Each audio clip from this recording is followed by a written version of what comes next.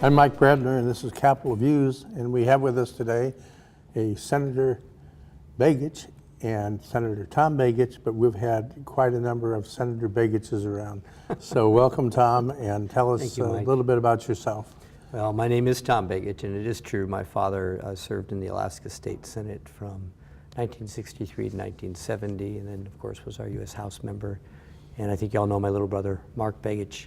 That was a different Senate. You know, he served in a larger body than this one. But I was born here in Alaska, and spent my life working on public policy issues. I'm also a professional musician, but I do a lot of work in education issues, juvenile justice issues, delinquency issues, and have a pretty decent understanding of both rural and urban Alaska, which I hope will be of some benefit here to the legislature. And your spouse, she also works in education issues. My brilliant and lovely wife, Sarah Sledge, who is the director of the Coalition for Education for Education Equity, and she does a great job. And now, who does that all include? Oh, that's a number of entities. It's school districts, it's teachers, it includes superintendents, teachers, and GCI is a member, Coconut Tribal.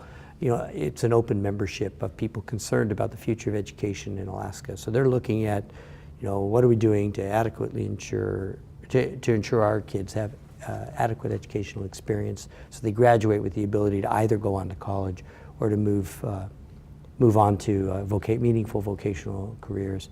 And they also watch construction and ensuring that our school construction is balanced so that rural schools are being built alongside urban schools.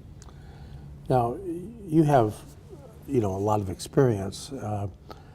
You're not really new to government. I mean, you've been working at it from the outside, but give us your perspective on this session and what we have to do, what we have to accomplish. Well, I guess I'd start by saying I'm fairly confident that the bulk of the senators and the House members understand the gravity of the situation we're in.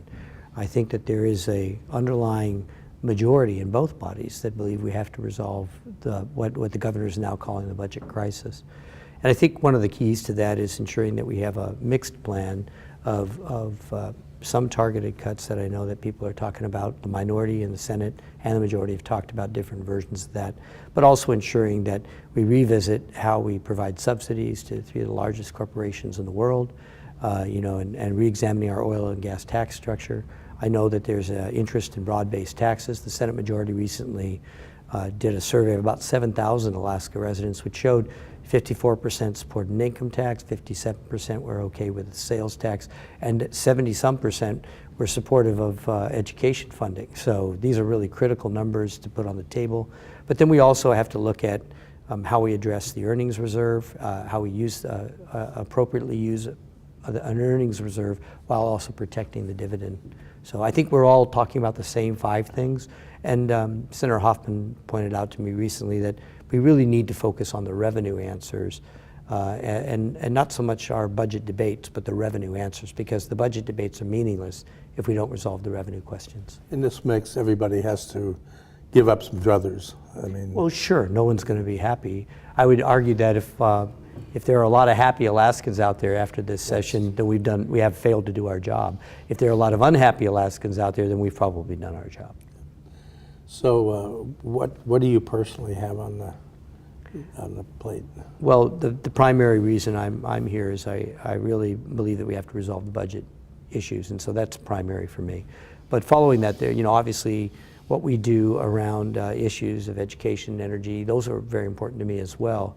In our office, we have adopted a strategy of energy education innovation, and what we're really talking about with that is what can we do to lower the cost of energy in rural Alaska in particular, because that's destroying rural Alaska.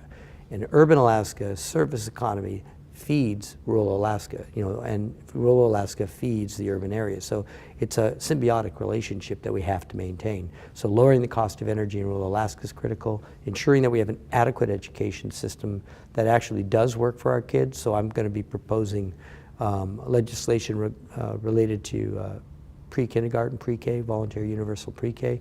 I'm hopeful over the next 3 years or 2 years that we adopt that kind of a model. And that means the state supports that education on the local level. That's correct. I mean, there's some who may be offering that now on optional. They have to pay.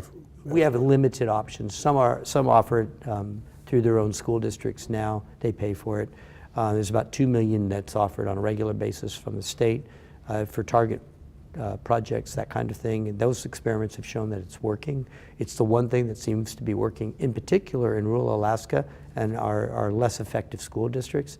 The pre-K seems to be having results that we're beginning to measure at third grade and beyond that shows that it's having an impact on our kids. And if we do that, then we're talking about changing the whole equation of how we learn and how we create model citizens in the state of Alaska. I think pre-K is the answer.